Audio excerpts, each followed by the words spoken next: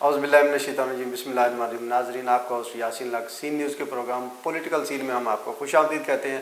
ہمارے ساتھ اسٹوڈیو میں مہمان تشریف رکھتے ہیں عبدالجبار مفتی صاحب۔ جبار مفتی صاحب مچ سینئر ہمارے جرنلسٹ ہیں، ساؤتھ پنجاب میں ہزاروں جرنلسٹ کے یہ استاد ہیں، اساتذہ میں شمار ہوتے ہیں جی۔ ان کے ساتھ تشریف رکھتے ہیں شیخ طارق رشید صاحب۔ طارق رشید صاحب سابق ممبر قومی اسمبلی ہیں، ڈویژنل جنرل سیکرٹری ہیں مسلم لیگ نون ملتان کے۔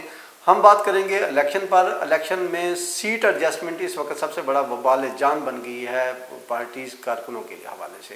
تو سب سے پہلا سوال ہم کریں گے شیخ طارق رشید صاحب سے، کیونکہ شیخ طارق رشید صاحب مسلم لیگ نون کے قربانیاں دینے والے اور سینئر ترین کارکن ہیں۔ سب سے پہلے انہی سے قربانی مانگی گئی ہے اس مرتبہ، پھر ان کی سیٹ کے ایڈجسٹمنٹ میں جہانگیر ترین صاحب کو NA 149 میں الیکشن لڑوا کے ان کو دستبردار کروانے کے حوالے سے خبریں مارکیٹ میں گردش کر رہی ہیں جی۔ جانتے ہیں شیخ صاحب اس بارے میں کیا کہتے ہیں، آپ کا لائے عمل کیا ہوگا اگر پارٹی آپ پر یہ ڈیسیژن تھوپتی ہے تو؟ جی بسم اللہ الرحمن الرحیم، بہت شکریہ یاسین لق صاحب۔ دیکھیں، جو آپ نے سوال کیا ہے اس میں ہماری پارٹی میں بھی متضاد رائے پائی جاتی ہیں کہ ہمیں آیا سیٹ ایڈجسٹمنٹ کرنی چاہیے یا نہیں چاہیے جی۔ ہمارے بہت سارے جو سینئر لوگ ہیں پارٹی کے اکابرین ہیں، ان میں سے کچھ لوگوں کا خیال ہے کہ ہاں سیٹ ایڈجسٹمنٹ کہیں نہ کہیں ہونی چاہیے، اور کافی لوگوں کا یہ خیال ہے کہ نہیں ہونی چاہیے۔ ٹھیک ہے۔ ابھی تک کہیں پہ کوئی سیٹ ایڈجسٹمنٹ نہیں ہوئی اس حوالے سے، جی تحریک استحکام پارٹی کے حوالے سے کوئی ایڈجسٹمنٹ ابھی تک دیکھنے میں نہیں آئی، اور اگر کہیں پہ ہوتی بھی ہے تو ظاہر ہے کہ پارٹی جو ہے وہ ہر چیز کو مد نظر رکھے گی کہ جہاں پہ سیٹ ایڈجسٹمنٹ کی جا رہی ہے تو وہ سیٹ کہیں ضائع تو نہیں ہو رہی، یا جس کے لیے کی جا رہی ہے وہ وہاں سے کامیاب بھی ہو سکتا ہے یا نہیں ہو سکتا ہے، اور اس میں جو کارکن ہے یا جو ہمارا امیدوار ہے وہ اس کی کیا اہلیت ہے، کیا اس کی کریڈیبلٹی ہے، پارٹی کے لیے کیا قربانیاں ہیں، اور وہ کتنی ورتھ وہاں پہ رکھتا ہے۔ جی دیکھیں، یہ سیٹ کوئی ہارنے کے لیے تو نہیں ہم نے ایڈجسٹ ہم کریں گے، تو باقی پارٹی کے ہم کارکن ہیں جی پارٹی ظاہر ہے جو فیصلہ کرے گی کوئی بہتر فیصلہ کرے گی، اور اگر ایڈجسٹمنٹ اگر ان کیس کرتی بھی ہے تو ظاہر ہے کہ اس کارکن کو کہیں نہ کہیں وہ ضرور کسی دوسری سیٹ پہ کسی اور سیٹ پہ ضرور ایڈجسٹ کرے گی۔ پارٹی کبھی بھی اپنے کارکن کو جو ہے اس طرح مایوس نہیں کرتی۔ جی، پارٹی کسی بھی طرح کبھی اپنے کارکن کو مایوس نہیں کرتی۔ شیخ صاحب یہ بتائیں کہ کارکنوں کی جو قربانی ہے، اگر اس قسم کا ڈیسیژن آ جاتا ہے، مایوسی ہو جاتی ہے، سیٹ ایڈجسٹمنٹ میں آپ کو کوئی اور حلقہ نہیں دیتے، اس کے متبادل کے طور پر بھی نہیں دیتے، سلنڈر کرنا پڑتا ہے، دین آپ کی ذاتی رائے میں کیا آپ کا جو سیٹ ایڈجسٹمنٹ کی قربانی دینے والے جہانگیر ترین صاحب اس حلقے سے الیکشن جیت پائیں گے؟ آپ کی ذاتی رائے؟ دیکھیں جی، میری ذاتی رائے تو یہ ہے کہ اگر جہانگیر ترین صاحب اس حلقے میں الیکشن پہلے کبھی لڑے ہوئے ہوتے، یا پہلے انہوں نے کبھی کوئی بھی یہاں پہ الیکشن میں حصہ لیا ہوا ہوتا، یا کوئی پولیٹیکلی ان کی یہاں پہ سرگرمی ہوتی، تو ضرور یہ کہا جا سکتا تھا کہ وہ یہاں پہ الیکشن لڑ سکتے ہیں۔ جی لیکن چونکہ جہانگیر ترین صاحب نے یہاں پہ ملتان میں آج سے پہلے کوئی الیکشن نہیں لڑا، جی اچھی اور نہ وہ یہاں کے پراپر رہائشی بھی ہیں، تو اس لیے ظاہر ہے جو ووٹر ہے وہ بڑا سمجھدار ہے آج کے دور کا، وہ یہ چاہتا ہے کہ اس کا جو الیکٹڈ MNA یا MP جو بھی ہو وہ ہر دکھ درد میں، ہر چیز میں، ہر وقت اس کے پاس موجود ہو۔ جی بالکل، سب سے پہلے یہ آپ کو بھی پتہ ہے کہ اب وہ ووٹر وہ نہیں رہ گیا کہ صرف ووٹ لے اور اس کے بعد جو وہاں کا امیدوار یا MNA ہے اس کے بعد وہ نظر ہی نہ آئے، تو اس لیے ووٹر سمجھدار ہے، وہ ضرور یہ چاہے گا کہ ہمارا جو جس کو ہم ووٹ دے رہے ہیں وہ یہاں کا رہائشی بھی ہو اور یہاں کا رہنے والا بھی ہو۔ جی بہت شکریہ شیخ صاحب۔ کل تک بہت سارے مسلم لیگ کارکن جو ہیں، جب جہانگیر ترین صاحب PTI میں تھے، مسلم لیگ نون کے ورکر، رہنما قائدین تک چینی چور کا ان کو خطاب دیتے تھے۔ آج آپ یا آپ کے کارکن اس چینی چور کو اپنے حلقے میں ایکسیپٹ کر کے ان کو ووٹ دلوائیں گے؟ دیکھیں، یہ ایک بہت مشکل ایک مرحلہ ہے، اور اس میں مجھے یہ بات کہنے میں کوئی آر میں محسوس نہیں کرتا کہ یہ ہمارے لیے ایک بڑی تکلیف دہ ایک مرحلہ ہوگا کہ کل کو جنہوں نے جن کے لیے ہم نے یہاں پہ مصیبتیں پریشانیاں اٹھائیں، اور ان کے لیے آج ہم کوئی سہولت مہیا کریں گے، لیکن اس جو اعتماد ہوا ہے اس میں جو کردار ادا کیا ہے تحریک استحکام پارٹی نے، وہ بھی ایک اچھا کردار تھا. اس کو بھی ایک ایسی حکومت سے جان چھڑوائی ہے کہ جو اس پاکستان کو توڑنے کے در پہ تھی، اور یہاں پہ جو انہوں نے حالات بنا دیے تھے وہ کسی سے ڈھکے چھپے نہیں ہیں. لیکن اس کے باوجود بھی میں یہ کہوں گا کہ اگر ایڈجسٹمنٹ ہوتی ہے تو ان حلقوں میں ہونی چاہیے جہاں انہوں نے پہلے الیکشن بھی لڑے ہوئے ہیں اور جہاں پہ ان کی ورتھ بھی ہو سکتی ہو. تو اس لیے یہ ابھی پارٹی جو ہے انہوں نے ابھی تک اس بارے میں کوئی رائے نہیں قائم کی، نہ کوئی ہمارے سے رابطہ کیا ہے کہ ہم انہیں یہ بتا سکیں، کیونکہ پارٹی ہر چیز سے باخبر ہے. اور میں یہ امید کروں گا کہ انشاءاللہ تعالی جو بھی پارٹی فیصلہ کرے گی اچھا فیصلہ کرے گی اور سوچ سمجھ کے فیصلہ کرے گی. لیکن ہم پارٹی کے کارکن ہیں اور ہم پارٹی کے ہر فیصلے کو جو ہے وہ تسلیم کرنے کے پابند ہیں. جی عبدالجبار مفتی صاحب، جیسا کہ شیخ طارق رشید صاحب نے بڑے طریقے سے ایک سوال کے جواب کو گول کر گئے ہیں، آپ اس پہ تھوڑی روشنی ڈالیں گے؟ مسلم لیگ نون کا ووٹر سپورٹر اور یہاں کے جو پارٹی کارکن ہیں، ممبران اسمبلی بھی رہ چکے ہیں، کیا وہ ماضی کے چینی چور کو آج سپورٹ کر کے اس کے نعرے لگائیں گے؟ جی بہت شکریہ یاسین صاحب. یہ حسن اتفاق ہے کہ میرا تعلق بھی اسی علاقے سے ہے جس پہ ہم ڈسکس کر رہے ہیں. جی بالکل. یہ گزشتہ کئی انتخابات سے جو نتیجہ میں نے اخذ کیا ہے وہ یہ ہے کہ دو طرح کے ووٹر، ایک تو وہ ہے جو پارٹی ووٹ ہوتا ہے، جی بالکل. اس حوالے سے مسلم لیگ ہمیشہ ہی اس علاقے میں بہتر رہی ہے. جی بالکل. مسلم لیگ دوسری بات ہوتی ہے کینڈیڈیٹ کا ووٹر، اس کا ووٹ بینک یا اس کی برادری کا ووٹ بینک. اس حوالے سے بھی یہ جو خاندان ہے، خانوادہ ہے، باؤ جی سے لے کر ان کے والد شیخ رشید صاحب باؤ جی، پھر ان کے بڑے بھائی طاہر رشید صاحب ایم این اے جو الیکٹ ہوتے رہے، ان دونوں کے دنیا سے چلے جانے کے بعد اس برادری کے حوالے سے اگر دیکھا جائے تو طارق رشید ان کو سوٹ کرتے ہیں، ان کی نمائندگی کرتے ہیں. تو ان دونوں حوالوں سے جو میں دیکھتا ہوں ایک غیر جانبدار کی حیثیت سے کہ یہ بہتر کینڈیڈیٹ اس علاقے سے یہاں سے تھے اور ہو سکتا ہے ہوں بھی. جہاں تک جہانگیر ترین صاحب کا تعلق ہے تو وہ ملکی سطح کی ایک بڑی شخصیت ضرور ہے، خاص طور پہ جب انہوں نے ایک پارٹی بنائی اور اس پارٹی کے ساتھ سیٹ ایڈجسٹمنٹ ہو رہی ہے تو ان کی اہمیت قومی سطح پر دو چند ہو گئی، بہتر ہو گئی، زیادہ ہو گئی. لیکن کیا یہ حلقہ ان کو سوٹ کرتا ہے؟ یہ ایک بہت بڑا سوالیہ نشان ہے. یہ بیشتر علاقہ یہ شہری علاقہ ہے جہاں میں نے پہلے عرض کیا ہے. دیکھیں مسلم لیگ کی جب ہم بات کرتے ہیں تو اس کو پہلے چیلنج یہاں موجود تھا، پیپلز پارٹی سے چیلنج تھا. جی بالکل. تب بھی انہوں نے بہتر پرفارم کیا، یہاں پہ بہتر ووٹ بینک لے کے چلے. اب ان کا مقابلہ ہے پی ٹی آئی سے، اور پی ٹی آئی چونکہ معطوب ہو چکی ہے تو اس کی جگہ پہ جو استحکام پارٹی آئی پی پی آئی تو اس کو جو قیادت کر رہے ہیں یا نمائندگی کر رہے ہیں وہ جہانگیر ترین صاحب. جہانگیر ترین صاحب میں خوبیاں بھی ہیں. ایک تو خود ان کی ذات کے حوالے سے کوئی ایسا سکینڈل نہیں ہے جو ہمارے عمومی سیاستدانوں میں یا مشہور لوگوں میں آ جاتے ہیں ذاتی نوعیت کے. یا جہاں تک آپ نے ان کو القاب دے دیا چینی چور کا، تو چونکہ چینی کے کارخانے ہیں ان کے تو اس کے حوالے سے آپ کچھ بھی یہ میں نے نہیں، یہ سر لاسٹ گورنمنٹ میں بھی اور گزشتہ 10 سالوں سے وہ ہے نا اپوزیشن دے رہی ہے، مسلم لیگ نون کے کارکن دے رہے ہیں، پی ٹی آئی کے دے رہے ہیں. میں اس کر رہا ہوں نا کہ یہ ایک ایلیگیشن ہے یا القاب ہے یا تانا ہے، جو بھی کہہ لیں. اس حوالے سے جو مسلم لیگی قیادت کے حوالے سے جو تانے ہیں پھر وہ بھی زبان زد خاص و عام ہو جاتے ہیں. تو اگر ہم تانوں پر یا ان نعروں پر یقین کریں گے اور انالائز کریں گے اس کے حوالے سے، اس سے ایک ماحول ضرور بنتا ہے، کوئی شک نہیں. جی.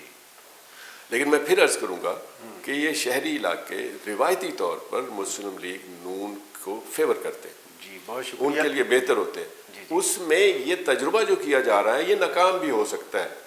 اور پھر اگر ایک دفعہ اتنے بڑی قومی سطح کی شخصیت الیکشن ہار جائے دوسرے حلقے میں جا کے تو اس کی سیاسی پوزیشن کمزور ہو جائے گی. آئندہ کے لیے بھی یہ ان کو سوچنا چاہیے. اور یہ میں ایک بات 2 جملوں میں مزید یہ کہنا چاہوں گا کہ یہاں اس سے پہلے ایک تجربہ ہو چکا ہے. جب مخدوم جاوید ہاشمی صاحب کو یہاں شہر سے ٹکٹ دیا گیا تو وہ نہیں جیت سکے تھے.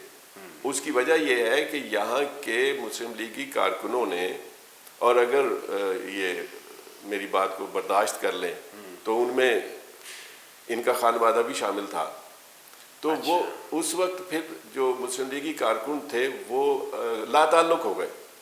انہوں نے ووٹ نہیں دیا یا مخالفت میں ڈالا، جو بھی کیا وہ نہیں جیت سکے تھے. حالانکہ اس وقت وہ قومی سطح کی وہ بھی ایک بڑی پارٹی تھی، بڑی شخصیت تھے. تو اب ایک دفعہ پھر تجربہ دہرایا جا رہا ہے، تو بار بار تجربہ دہرانے سے بہتر ہے کہ تاریخ سے سبق حاصل کر لیا جائے. جی بہت شکریہ جبار مفتی صاحب. مسلم لیگ نون کے کارکنوں نے ماضی میں بھی پارٹی قیادت کا فیصلہ ریجیکٹ کرتے ہوئے جو ووٹ جو تھا وہ نہیں دیا جاوید ہاشمی کو اور ان کی سپورٹ نہیں کی تھی. شیخ طارق رشید صاحب آپ یہ بتائیں گے کہ اس وقت جو کاغذات نامزدگی مسترد ہوئے ہیں ایک بڑی تعداد میں پاکستان کی تاریخ میں، چھوٹے چھوٹے ہیلے بہانے، کوئی بجلی بل کا ڈیفالٹر تو کوئی کچھ، یہ ایک بنیاد رکھی گئی ہے مستقبل کے لیے بھی. تو کیا آپ اس بنیاد کو جو رکھی گئی ہے آنے والے آپ کو مجھے کسی کو بھی فیس کرنی پڑتی ہے، جیسا کہ ابھی 2 روز پہلے بھی سپریم کورٹ نے کہا تھا کہ صادق اور امین کا جو لفظ ہے وہ نبی پاک صلی اللہ علیہ وسلم کی ذات کے لیے ہے، اس کے بعد کسی اور پہ یہ اتنا سوٹ نہیں کرتا، جچتا نہیں ہے.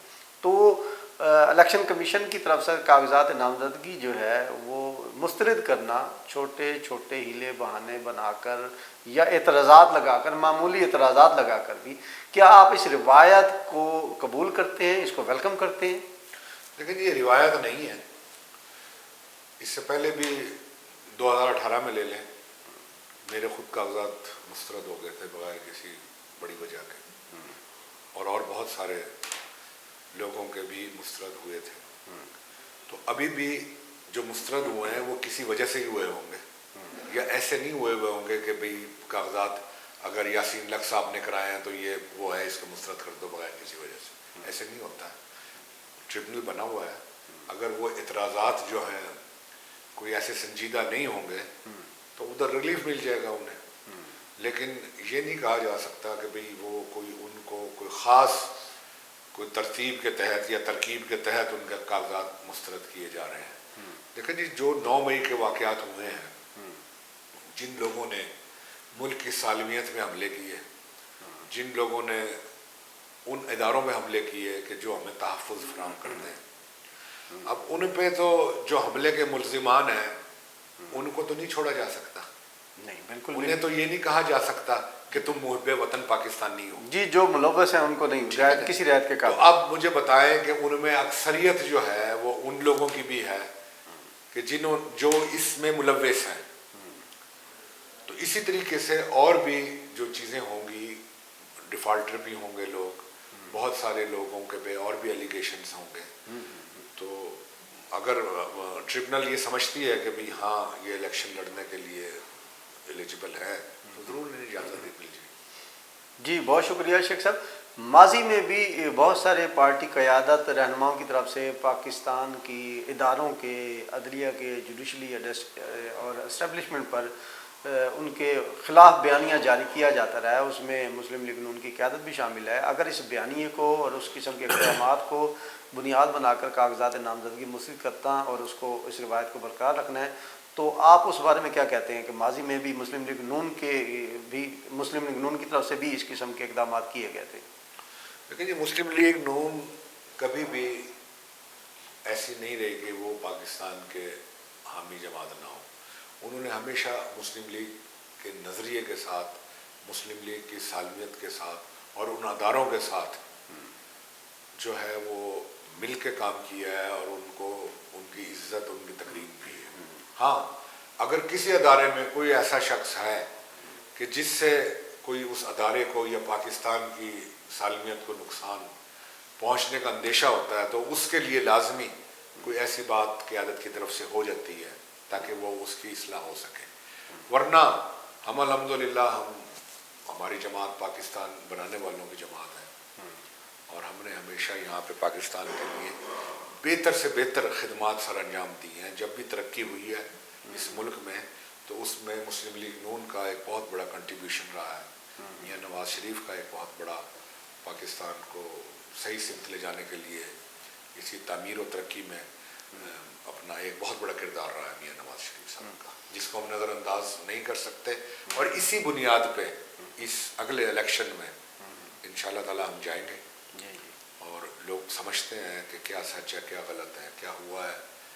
2018 سے پہلے جو حالات تھے اس میں سکون تھا، ہر چیز صحیح تھی. 2018 کے بعد جو حکومت آئی اس نے ہمارے ساتھ کیا کھلواڑ کیا، اس ملک کے ساتھ کیا کھلواڑ کیا، یہ عوام جانتی ہے، یہ لوگ جانتے ہیں. اور انشاءاللہ تعالی اس کا اندازہ 2024 کے الیکشن میں ہو جائے گا. جی بہت شکریہ.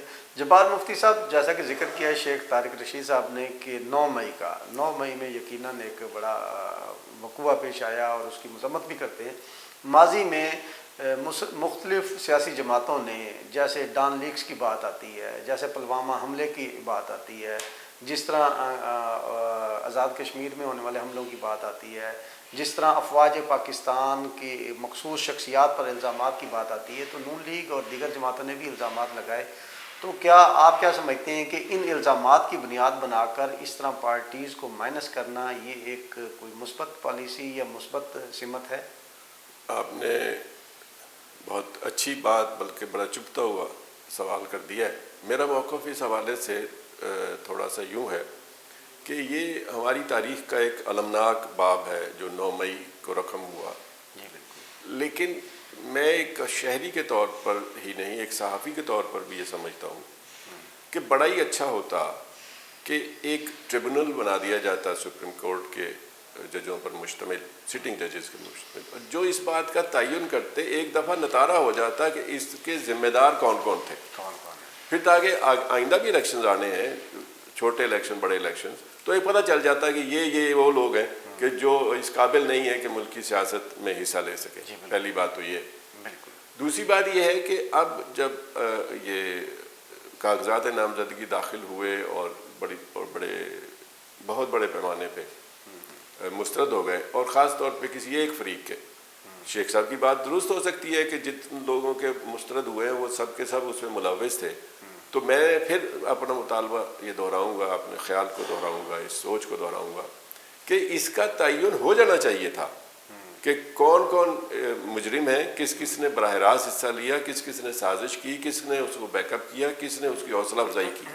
یہ سارے پیمانے پھر یہ بھی تعین ہو جاتا ہے کہ یہ جس کا یہ کردار تھا یہ تو مردود تھا، اور جس کا یہ کردار تھا یہ قابل معافی ہے، اور یہ جو یہ کردار ہے یہ بداغ ہے. تو یہ باتیں ساری سامنے آ جاتی ہیں. وہ اس غالباً ہمارے ملک کی تاریخ میں ویسے بھی ٹریبونلز اور یہ جلدی فیصلے نہیں دیتے، جلدی نتائج نہیں آتے، اور جب نتائج آتے ہیں تو اس کے اثرات ختم ہو گئے ہوتے ہیں. یہ ایک بات ضرور ہے. اب آپ نے بات کی ہے کاغذات کے استرداد کے حوالے سے، تو یہ بات بالکل صحیح ہے کہ اگر ٹریبونلز ہیں ان میں اپیلیں ہوں گی، ان میں بہت سے خود مجھے بھی آج میرے حافظے میں نہیں تھا کہ شیخ طارق رشید صاحب کا بھی کے کاغذات بھی مسترد ہوئے تھے اور پھر وہ بعد میں ٹریبونل میں جا کے منظور ہوئے. تو ایک اچھا تجربہ سامنے ہے کہ ٹریبونل میں جا کے بحال ہو جاتے ہیں، تو ٹریبونل میں جا کے بھی بحال ہو جائیں گے. لیکن میں نے کل بھی ایک بات عرض کی تھی کہ ایک ہوتا ہے واقعہ، ایک ہوتا ہے تاثر. جو واقعات کا ایک تسلسل، ایک تاثر پیدا کر رہا ہے، وہ اس حوالے سے ویسا نہیں ہے جیسا کہ ہم بیان کر دیتے. وہ تاثر یہی ہے کہ آخر ایک ہی فریق کے 90% امیدواران کے جو کاغذات نامزدگی ہیں وہی کیوں مسترد ہوئے. کیا باقی تمام پارٹیز یا جو قابل قبول پارٹیز ان کو کہہ لیں، ان کے امیدواروں کے کاغذات اس پیمانے پر یا اتنی سختی سے ان کی وہ کیا ہوتا ہے یہ پڑتال، جانچ پڑتال، اس سکروٹنی اتنی سختی سے شاید نہیں کی گئی. تو اس تاثر کو میرا خیال ہے کہ اگر انتخابات کو ویلیڈیٹی دینی ہے، اگر انتخابات کو قابل قبول، اس کے نتائج کو قابل قبول بنانا ہے، تاثر کو صحیح کرنا ہو، تاثر کو صحیح کر لیا جائے، تاکہ ایسا نہ ہو کہ یہ اربوں کروڑوں اربوں روپے خرچ کرنے کے بعد اور اتنے مہینوں لوگوں کے وقت لگا دینے کے بعد، محنتیں لگا دینے کے بعد بھی جو نتائج سامنے آئیں، اگر وہ قوم اور عوام کو قابل قبول نہیں ہوں گے تو پھر اس بالکل یہ پریکٹس فضول میں جائے گی. جی جی بہت شکریہ. جبار مفتی صاحب پروگرام کے اختتام کی طرف جاتے ہیں. شیخ طارق رشید صاحب، جہاں جب بھی پاکستان میں ایسی پریکٹس ہوئی ہے کسی ایک پارٹی کی فیور کر کے دیگر پارٹیوں کی مخالفت کی گئی ہے، ان کو ریجیکٹ کیا گیا، کسی کو بھی من پسند شخصیت کو لانے کے لیے ایسی پریکٹس کی جا رہی ہے، ماضی میں بھی ہوئی ہے، اب بھی ہو رہی ہے، پوری دنیا چیخ چیخ کر کہہ رہی ہے، پاکستانی عوام بھی کہہ رہی ہے کہ ایک فلاں کے ساتھ زیادتی ہو رہی ہے باقی ایک کو لانے کے لیے. تو کیا اس الیکشن کو آپ صاف شفاف الیکشن اس بنیاد پر قرار دیتے ہیں جو اب فضا اس وقت چل رہی ہے؟ دیکھیں جی، میں تو اس بارے میں یہی کہوں گا کہ انشاءاللہ تعالی الیکشن جو ہے وہ صاف شفاف ہوں گے، اور اس میں بہت ساری افواہیں، بہت سارے لوگوں کے جذبات جو ہیں، جو پہلی پارٹیاں ہیں، اور یہ عموماً ہوتا ہے ہمیشہ سے کہ جو ہاری ہوئی پارٹی اسے نظر آ رہا ہوتا ہے، وہ ایسے باتیں، ایسے ریومرز ضرور اڑاتی ہیں کہ الیکشن صاف نہیں ہوں گے. بھائی ابھی تو ہوئے بھی نہیں الیکشن، پہلے سے آپ نے یہ کہہ دینا کہ جی الیکشن صاف نہیں ہوں گے یا شفاف نہیں ہوں گے. ابھی تو ہماری پارٹی کی ٹکٹیں بھی تقسیم نہیں ہوئی ہیں. جی، دنیا کی عوام کی رائے ہے کہ یہ جو اب تک کا پروسیجر ہے وہ شفاف نہیں ہو رہا. تو یہ ان کا جو پروسیجر ہے، میں تو یہی کہوں گا کہ انشاءاللہ جب الیکشن ہوگا 8 تاریخ کو، تو وہ 2018 میں جو الیکشن ہوا تھا اس پہ تو انگلیاں اٹھ گئی تھیں. اس میں تو میں بھی الیکشن لڑا تھا، میں بھی بہت کچھ کہہ سکتا ہوں جی بالکل اس وقت کے الیکشن میں تو. لیکن اس دفعہ کا جو الیکشن ہوگا انشاءاللہ عوام جو ہے وہ باشعور ہے، اور وہ میں یہ سمجھتا ہوں کہ الیکشن صاف اور شفاف اور بہترین الیکشن ہو سکتا ہے. بہت شکریہ شیخ صاحب. آخری سوال کا جواب دے دیں، کیا سیاسی جماعتوں کو اسٹیبلشمنٹ کا یا ہم کہہ دیں کہ کسی مقتدر حلقوں کے کاندھوں کا سہارا لے کر اقتدار کی کرسی تک آنا چاہیے؟ آپ اس کی حمایت کرتے ہیں یا کہ سیاسی جماعت اپنے طور پر مضبوط ہو کے اور اپنے بل بوتے پر ہیں؟ دیکھیں جی، ایک رول تو ہوتا ہے ہر حکومت میں یا ہر ملک میں، پاکستان میں بھی ایک رول ہوتا ہے اسٹیبلشمنٹ کا. لیکن وہ رول اسی حد تک ہوتا ہے کہ جہاں پہ جیسے آپ نے الیکشن کی بات کی، وہ صاف شفاف ہوں الیکشن، اور صحیح اقتدار جو کامیاب ہو اس پہ بخیر و خوبی اس تک منتقل ہو جائے، اس پارٹی تک. لیکن بالکل ایسے انوالو ہونا، یہ میں سمجھتا ہوں کہ یہ ایک نامناسب سی بات ہے کہ کسی کو بھی زبردستی، جیسے پہلے بھی ہوا ہے ماضی میں، کوئی ایسے ہونا، اس کی میں تو کم سے کم جانبداری نہیں کر سکتا. اور انشاءاللہ تعالی الیکشن جو ہے وہ غیر جانبدارانہ اور صاف شفاف میں دیکھ رہا ہوں ہوتا ہوں. بہت شکریہ. مہمانان گرامی شیخ طارق رشید صاحب، جبار مفتی صاحب کا شکریہ ادا کرتے ہیں ہمارے پروگرام میں تشریف لائے.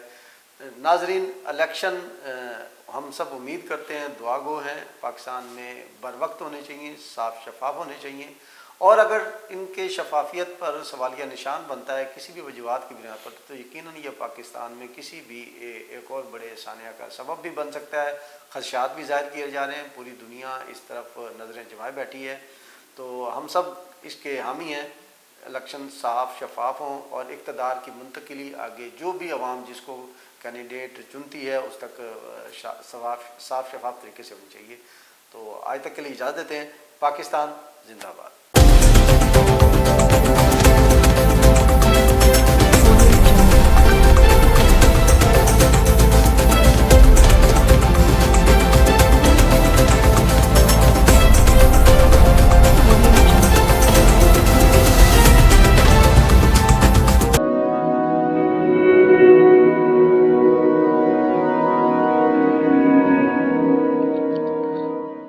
رزق اللہ کے ہاتھ میں ہے، اور کبھی کبھی رزاق رزق کی تقسیم کا اعزاز ان لوگوں کو بھی عطا فرما دیتا ہے کہ جو حالات کی کڑی دھوپ میں شجرے سایہ دار ہوتے ہیں.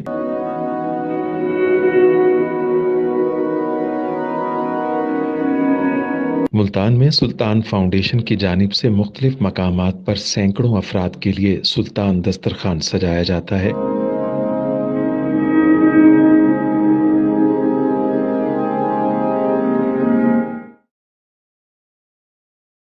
ہر انسان سلطان دسترخوان کا مہمان بنتا ہے.